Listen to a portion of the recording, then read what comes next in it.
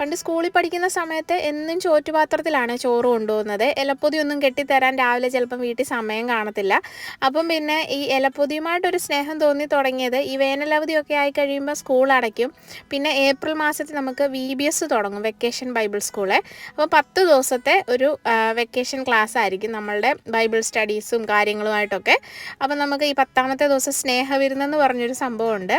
അതിന് ഭയങ്കര ഒരു പ്രത്യേകതയാണ്. കാരണം നമ്മൾ അവരവരുടെ വീട്ടിൽ നിന്ന് പൊതിയൊക്കെ കെട്ടി എല്ലാവരും കൂടെ ഒരുമിച്ച് ഒരു സ്ഥലത്തിരുന്ന് കഴിക്കുക. എല്ലാവരും അങ്ങോട്ടും ഇങ്ങോട്ടും ഷെയർ ചെയ്തൊക്കെ കഴിക്കുക. അപ്പോൾ ഈ ഇലപ്പൊതി കെട്ടുന്നത് ഞങ്ങളുടെ വീട്ടിൽ പപ്പയാണ്. മമ്മി കൂട്ടാനും കാര്യങ്ങളും എല്ലാം റെഡിയാക്കി കൊടുക്കും. പപ്പ നല്ല വെളിച്ചെണ്ണയൊക്കെ തേച്ച് ആ വാഴയിലൊന്ന് വാട്ടിയെടുക്കും സ്റ്റൗവേലോട്ട് വെച്ചിട്ട്. അപ്പോൾ പപ്പായ്ക്ക് സൈഡിൽ ഒരാൾ എപ്പോഴും കാണണം, അതെടുത്തോ ഇതെടുത്തോ ചോറ് വിളമ്പിക്കോ എന്നൊക്കെ പറയാൻ വേണ്ടിയിട്ട്. അപ്പോൾ ഞങ്ങൾ ആരെങ്കിലും എപ്പോഴും അടുത്ത് കാണും. അപ്പോൾ ആ കെട്ടുന്ന രീതിക്കൊക്കെ ഒരു പ്രത്യേക സ്റ്റൈലാണ് കേട്ടോ. അപ്പം എന്തെങ്കിലും ഒരു രീതിയിൽ അങ്ങോട്ടും ഇങ്ങോട്ടും ഒന്ന് മാറിപ്പോയി എന്നൊക്കെ വന്നാൽ അത് ഇഷ്ടക്കേട് ആയിപ്പോവും. അപ്പം ചോറ് വെച്ചാൽ ഉടനെ അതിൻ്റെ മണ്ടയിലോട്ട് ആദ്യം ചമ്മന്തി അരച്ചത് വെക്കുക, ഉരുളക്കിഴങ്ങ് മെഴുക്കുവരട്ടി വെക്കുക, നല്ല ഒരു മുട്ട പൊരിച്ചത് വെക്കുക, അച്ചാർ എന്തെങ്കിലും ഉണ്ടെങ്കിൽ വെക്കുക. ഈ ഇലപ്പൊതിക്കകത്ത് ഈ മീനും ഇറച്ചിയും ഒന്നും വരുന്നതിനോട് വലിയ താല്പര്യമില്ല. അപ്പോൾ അതിൻ്റെ ഒരു ഓർമ്മയ്ക്കായിട്ടാണ് കേട്ടോ ഞാൻ ഇന്നൊരു ഇലപ്പൊതി കെട്ടിയാലോ എന്ന് ആലോചിച്ചത്. അങ്ങനെ ഇന്ന് നൈറ്റ് ഡ്യൂട്ടിയൊക്കെ കഴിഞ്ഞ് വന്നപ്പോൾ ഞാൻ മമ്മിയോട് പറഞ്ഞു, കാപ്പിയൊക്കെ കുടിച്ച് കഴിഞ്ഞിട്ട്, മമ്മി നമുക്കിന്നൊരു ഇലപ്പൊതി കെട്ടിയാലോ? പപ്പായാണ് അടിപൊളിയായിട്ട് ഇലപ്പൊതി കെട്ടുന്നത്. പക്ഷേ സാരമില്ല, നമുക്കൊന്ന് ശ്രമിച്ചു നോക്കാം.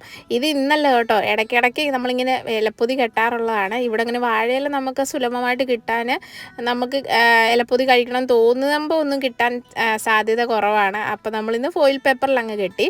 അപ്പം അതവിടെ നിൽക്കട്ടെ. ഇനി നമുക്ക് നമ്മുടെ VBSും സ്നേഹവിരുന്നിലോട്ടും തിരിച്ചു പോകാം. എല്ലാവരും ഒരു വലിയ ഹാളിൽ ഞങ്ങൾ നിരന്നിങ്ങനെ ഇരിക്കും കേട്ടോ, അപ്പുറവും ഇപ്പുറവും 2 വലിയ വരികളായിട്ട്. എന്നിട്ട് എല്ലാവരും കൂടി ഇരുന്ന് നമ്മളുടെ പള്ളിയിലെ അച്ഛനൊന്ന് പ്രാർത്ഥിക്കും. പ്രാർത്ഥിച്ചതിന് ശേഷം എല്ലാവരും ഒരുമിച്ച് ഒരേപോലെ പൊതിയൊക്കെ ഒന്ന് അഴിച്ച് എല്ലാം കൂട്ടാനും ഒക്കെ കുറച്ച് ഇടത്തും വലത്തും ഇരിക്കുന്നവർക്കൊക്കെ ഷെയർ ചെയ്ത് കൊടുക്കും.